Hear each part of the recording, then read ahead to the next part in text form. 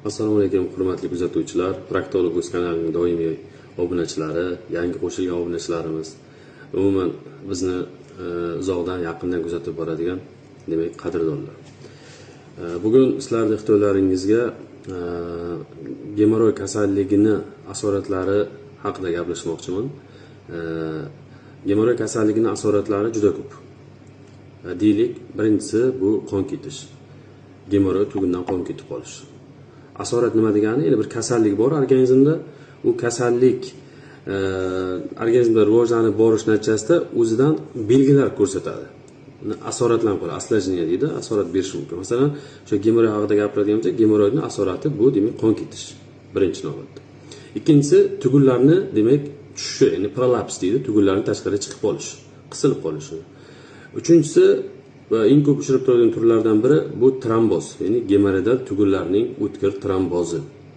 Tromboz degani bu laxta qon, oddiy qilib aytgancha. Masalan, ko'pchiligimiz biladi, masalan, kim oddiy tushuntirish uchun aytaman. Masalan, burnimiz qonasa, burnimizni tepaga ushlab turib bosib tursak, ma'lum bir vaqtdan keyin burunni o'sha qonagan joyi qon laxta bo'lib qotib qoladi, to'g'rimi? Xuddi o'sha narsa gemoroidal tugunlarda ham qon laxta bo'lib qotib qoladi. O'sha narsani otini tromboz deyiladi. Va undan tashqari aynan o'sha tromboz tugunlarining yiringlashishi, ya'ni abses hosil qilishi, undan tashqari parapraktit yoki shunga o'xshagan yiringli kasalliklarning vujudga kelishi, tugunlarning nekrozlanishi, nekroz degani to'qima o'sha o'lishi, oddiy qilib aytganda. Va shunga o'xshagan bir qator ko'pgina asoratlari bor. Bugun sizlarni ixtiyorlaringga aynan tromboz haqida ma'lumot bermoqchiman. Ya'ni nimaga? Chunki biz oldingi videolarimizda, masalan, gemoroy haqida gapirgan videolarimizda juda ko'p savollar kelgan. Tromboz nima? Tromboz haqida ma'lumot bering, uni qanaqa davolash usullari bor deb juda ko'p so'rashgan. O'sha fikrlarni inobatga olgan holda bugun tromboz haqida ma'lumot bermoqchiman. Demak, tromboz nima? Tromboz bu bilamizki, gemoroy tugunlar ichki, tashqi, ba'zan aralash turi bor, ichkari, tashqari birga qo'shilib keladi. Aynan o'sha ichkari, tashqari yoki aralash turdagi gemoroy tugunlarda venoz qonning aylanishining buzilish natijasida qon bir joyga turib qoladi. O'zi odatda qon kelish kerak, ketish kerak, kelish kerak, ketish kerak edi. Lekin qon bir joyga turib qolgan natijasida u yerda tromb, ya'ni laxta qon hosil bo'ladi. Aynan shu narsani tromboz deyiladi. Oddiy tilda tushuntirganda shunaqa tushunish mumkin. Uning demak qanaqa turlari bor? Ya'ni masalan, anatomik deydi, o'sha organ bo'yicha joylashi sohasi bo'yicha demak quyidagi turlar farqlanadi. Birinchi ichki gemoroy tugunlardan hosil bo'lgan tromboz, ya'ni tugun ichkari joylashgan, o'sha joyda qon turib qoldi va qotib qoldi. Tashqi bo'lishi mumkin, va ko'p miqdorda odatda tashqi bo'ladi, ko'pincha tashqarida hosil bo'lgan tromb, ba'zan aralash turib, o'sha demak tashqi ichki qo'shilib kelganda ichkari va tashqarida hosil bo'lgan tromb. Bu birinchi turi. Ikkinchi klassifikatsiyasi bo'yicha aytish mumkin, bu tromblarning demak klinik belgilariga qarab farqlanadi. Birinchi bosqichda tromboz bo'ladi. Trombozda og'riq, shish, lekin yallig'lanish belgilarsiz. Ikkinchi bosqichda demak yallig'lanish belgilari qo'shiladi. Tugunlar qizaradi, teri shishadi. Uchinchi bosqichga kelib demak tugunlar nekrozga aylanishi mumkin, atrofida demak yiring to'plab qolishi mumkin. Aynan bu klinik jihatdan demak klassifikatsiyasi deyiladi. O'zi savol paydo bo'lishi mumkin, qanaqa klinik belgilar, ya'ni bemorda nima jalba, nima shikoyatlar paydo bo'ladi? Trombozda demak shikoyatlar quyidagilardan iborat bo'lishi mumkin. Birinchi navbatda demak anus atrofida, ya'ni teshik atrofida shishcha paydo bo'lib qoladi. Shishcha no'xat kattaligida bo'lishi mumkin, undan ham kattaroq bo'lishi mumkin. Ba'zan sirkullarning hamma joyda shishgan tugun paydo bo'lib qoladi. Ba'zan ichkarida paydo bo'lib qolishi mumkin. Mana bu shishgan tuguncha buni ushlab ko'rganda demak qattiq bo'ladi. Rangi siyoh rang, qizargan yoki ko'kargan holatda bo'lishi mumkin, ba'zan qoraygan holatda ham bo'lishi mumkin. Tegirib ko'rganda og'riqli, og'riqlar ayniqsa hojat mahallida o'tirganda bildirib turadi, kuchayib boradi. Farqli, misol uchun yana bir belgisi kun davomida og'riq paydo bo'ladi. Bemorda kun davomida demak og'riq paydo bo'ladi. Ba'zan kam miqdorda qonash ham vujudga kelishi mumkin. Bu demak trombozning klinik belgisi, ya'ni bemor shunga jalba qiladi. Bundan tashqari kasallik to'satdan paydo bo'ladi. To'satdan bemorda kuchli og'riq, boya bir soat oldin yaxshi edi, to'satdan bemorda og'riq paydo bo'ladi. Kuchli og'riq paydo bo'ladi. Og'riqlar boya aytgandek tinimsiz kun davomida va holsizlantiruvchi bo'lishi mumkin. Ba'zan chidab bo'lmagan darajada qichishish, shishlar vujudga keladi. Tashxis nimadan iborat? Ya'ni qanaqa tashxislanadi? Tashxis degani kasallikka aniq diagnoz qo'yish. Diagnoz qo'yishda albatta mutaxassis, proktolog, agar topilmasa xirurg qo'yadi. Bunda eng yaxshi birinchi navbatda ko'z yordamida, ya'ni vizualniy ko'rish yordamida demak tugunlar ko'riladi va tromboz haqida shubha paydo bo'ladi. Ikkinchi navbatda demak rektal tekshiruv, ya'ni barmoq yordamida ichki trombozlarni ko'rish uchun demak to'g'richakka kirib ko'riladi. Bunda ham tugun og'riqli, qizargan holatda bo'lishi mumkin. Agar diagnoz noaniq bo'lsa, anaskopiya deydi. Shu maxsus instrument yordamida, anaskop yordamida to'g'richakka kirib borib, to'g'richakning ichki holatini demak baholab chiqiladi, tromboz bor yoki yo'qligini aniqlash uchun. Davolash usullari. Davolash usullari demak darajasiga qarab. Agar tromboz birinchi yoki ikkinchi bosqichda bo'ladigan bo'lsa, bunda konservativ, ya'ni medikamentoz davolash mumkin. Nima dorilar bilan davolanadi? Dorilarni demak umumiy sinflarni aytadigan bo'lsak, birinchi navbatda biz venotoniklar beramiz. Venotoniklar bu flibotrop dori vositalari hisoblanadi, ya'ni venoz tomirlarning tonusini oshiradigan dorilar. Ikkinchisi yallanishga qarshi dorilar, ya'ni imperislar deyiladi bu guruhda dorilarimiz.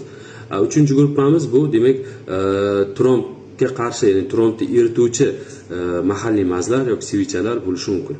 Va yana bir yaxshi tavsiya demak bemorlarda sovuq kompressorlar, vannichkalar, masalan ramashkali yoki marganzovkali suvga demak o'tirib vannichkalar qilish tavsiya beriladi. Bu ham ancha bemorning holatini yengillashtirish uchun demak samarali usul hisoblanadi. Agar bosqich 3-bosqichga o'tib ketib qolgan bo'lsa, 3 yoki 4-daraja tromboz rivojlangan bo'lsa, bemorga tavsiya qilinadi xirurgik usulda shu kasallikdan qutulish. Xirurgik usulda kasallikdan qutulishda demak bir necha darajalari bor, usullari bor aniqroq aytganda. Birinchi usuli bu demak trombozektomiya. Trombozektomiya degani ya'ni shu tromboz, ya'ni tromboz, ektomiya olib tashlayman, yo'qotaman degan ma'noni bildiradi. Ya'ni o'sha atrofda hosil bo'lgan tugunchaning ustiga kichkina kolcha bilan, nina bilan ukol qilinadi, muzlatiladi, aniqrog'i anesteziya deydi masalan. Muzlatilgan tugun ustidan 0,5 santimetrlik kesma va tromb, laxtaqon tashqariga chiqarib yuboriladi. Taxminan muolajaning davomiyligi 5-10 daqiqa vaqt olishi mumkin. Yara tikilmaydi, ochiq qoldiriladi. Bemorning sog'ayib ketishiga o'rtacha 5-7 kun demak vaqt bilan sog'ayib ketadi. Endi o'sha vaqt davomida yara pervaskaga boriladi, boshqa ehtiyot choralar ko'rib boriladi. Ikkinchisi bu gemoroektomiya. Agar tugun juda katta bo'ladigan bo'lsa, ya'ni sirkullar hamma joy tarqagan bo'lsa va tashqi gemoroy tugunlarni birga qo'shilib kelgan bo'lsa, bunda bemorga tavsiya qilinadi birdan demak gemoroy tugunlarini qo'shib olib tashlash tavsiya qilinadi. Va bu katta operatsiya albatta. Uchinchisi demak zamonaviy usuli lazer yordamida trombni yirtish, sog'lom to'qimadan o'sha trombni ajratish hisoblanadi. Bu kam shikast yetkazadigan zamonaviy usul hisoblanadi. Umuman olganda demak o'sha kichik jarrohlik operatsiyadan keyin bemorga tavsiya beriladi. O'rtacha 5-7 kun davomida demak pokoy rejim. Ya'ni pokoy rejim degani faqat yotish degani emas, harakat qilib yuradi. Endi masalan imkon qadar mehnatdan uzoqroq turadi. Bundan tashqari ichda yumshoqroq ushlab turish tavsiya beriladi bemorga va parhez albatta demak ko'katlar, ko'proq suyuqlik, kletchatkaga boy mahsulotlarni iste'mol qilish tavsiya qilib boriladi. Bemorga uzoq o'tirmaslik tavsiya qilinadi, og'riq ko'tarmaslik, turib ishlamaslik tavsiya qilinadi. Agar jarrohlik amaliyotga oshirilgan bo'lsa, ya'ni shu yara kesilgan, tromb olib tashlangan bo'lsa, jarohatni demak doimiy ravishda pervaska qilish, ya'ni parvarish qilib borish tavsiya beriladi. Bir narsani aytib o'tishimiz kerak. Masalan, oldimizga keladi bemor. Oddiy misol klinik vaziyat, har kunlik yoki tez-tez ushlab turadigan vaziyat aytmoqchiman-da. Bemor oldimizga keladi. Bemorga ko'ramiz, diagnoz qilamiz, sizda tromboz paydo bo'ldi. Xo'p, bemor sama-savoy so'raydi, doktor nima qilish kerak? Biz aytamizki, xo'p, ikki xil usuli bor. Birinchi usuli, demak, medikamentoz bilan davolab ko'rsa bo'ladi. Ikkinchi usuli, agar tezroq qutulaman desangiz, o'sha kichkina trombozektomiyani amalga oshiramiz deymiz. Eng ishonchlisi, xavfsizi va tez, oson qutulish usuli bu trombozektomiya. Ya'ni o'sha kichkina shishkani ustida ukol qilinadi, tugun olib tashlanadi, bemor o'sha yerda turib 5-10 daqiqadan keyin bemor o'zini ish faoliyatiga qaytib ishini davom ettirib ketaveradi. Har kim pervaska qilib turadi, 5-7 kun davomida sekin yara o'zi yopilib ketadi. Agar bemorda qanaqadir imkoniyat bo'lmasligi mumkin, ba'zi bemorlar masalan, kimdir qo'rqishi mumkin, kimdir shuni ham operatsiya qiladimi deb masalan ishonmasligi mumkin. Mana bunaqa holatlarda bemorga dori-darmon yozib beramiz, medikamentoz lecheniya yozib beramiz va bemorni oqlantiramiz. Oldimizda ikki xil natija bo'lishi mumkin. Birinchi natija, tugun mana bu dorilar ta'sirida so'rilishi mumkin. So'rilib ketadi, yengilroq qutulasiz. O'rtacha 10-14 kun davomida. Ikkinchi kutilayotgan va ko'proq ehtimolligi bor holat bu tugun so'rilmaydi, joyida qoladi, buni atrofi yiringlashi, abses paydo bo'lishi va natijada parapraktik kasallikka aylanib ketish ehtimolligi bor deb ogohlantiramiz. Nega? Chunki masalan oddiy tushuntiraman. Masalan, qo'lingizga bir tikon yoki qanaqadir zirapcha kirib qolsa, u organizm uchun yot narsa, to'g'rimi? Uni organizm doim harakat qiladi, tashqariga chiqarib yuborishga. Chunki u infeksiya atrofga yallan chaqiradi, natijada to'qima zararlanadi. Organizm bezovta bo'ladi, qo'pol qilib aytganda. Uni atrof yiringlab, demak shu tikonni tashqariga chiqarishga harakat qiladi. Tromb ham xuddi shunaqa, organizm uchun yot narsa. U turib qoldimi, uni organizm doim harakat qiladi, tashqariga haydab yuborishga. Tashqariga haydab yuborishga harakat qilib, atrof to'qimasi yalllanishi mumkin. Uni trombni eritaman deb ko'p miqdorda qon hujayralari, masalan, leykositlar, boshqa qon hujayralari keladi, uni eritaman deb lizis deydi, liz qilaman deb to'qimani erita olmasdan, ya'ni shu trombni erita olmasdan aniqrog'i atrofda yallanish paydo bo'lishi mumkin. Agar xudo ko'rsin atrofda yallanish belgilari paydo bo'ladigan bo'lsa, oddiy kichkina tromboz kasalligi parapraktit kasalligiga aylanib ketib qolishi mumkin. Parapraktit haqida, misol uchun nima bu parapraktit deydigan savollar paydo bo'ladigan bo'lsa, biz oldingi videolarimizda bu haqida to'liq ma'lumot berganmiz. Bir oldingi videolarga o'tib ko'rsangiz, parapraktit nima, u qanaqa kasallik, uni qanaqa bir asoratlari bor haqida to'liq demak ma'lumot olishingiz mumkin. Umuman olganda parapraktit yomon kasallik. Mana shu kichkina muammoda butun bir boshli katta operatsiyaga aylanib ketib qolishi mumkin proses. Shuning uchun bemorlarga imkon qadar tavakkal qilmaslik uchun, sog'liq bu tavakkal qiladigan narsa emas. Tavakkal qilmaslik uchun bemorga aytamizki, tinchgina, demak, trombozektomiya qilaylik, olib tashlaylik, muammodan qutulasiz yoki gemoroyni bir yo'la olib tashlash tavsiya beriladi. O'shanda, demak, ishonchli usulda qutulgan bo'lishi mumkin. Albatta, sizda yoki sizning yaqinlaringizda mana shunaqa klinik belgilar paydo bo'ladigan bo'lsa, bunday holatda bemor zudlik bilan, favqulodda vaziyat deyiladi bunday vaziyatlarda, zudlik bilan vrach-proktologga yoki hech bo'lmaganda xirurgga murojaat qilishingiz kerak. Umuman olganda mutaxassisga murojaat qilganingiz yaxshiroq. Sababki, masalan, xirurg ko'rish mumkinda sizda tromboz holatini gemoroy deb o'ylab, masalan, sizga gemoroy operatsiyasi tavsiya qilish mumkin. Masalan, oddiy sodda tilda tushuntiraman. Endi masalan, deylik gemoroy operatsiyasi uchun masalan xirurg ko'rdida, ha 5-6 million pul ketar ekan operatsiya uchun deyish mumkin. Aslida sizda tromboz u 5-6 millionlik operatsiya emas, qo'pol qo'yganda ishingiz 500 ming 1 million bilan bitadigan operatsiya bo'lishi mumkin. Endi buni farqlash uchun albatta mutaxassis kerak.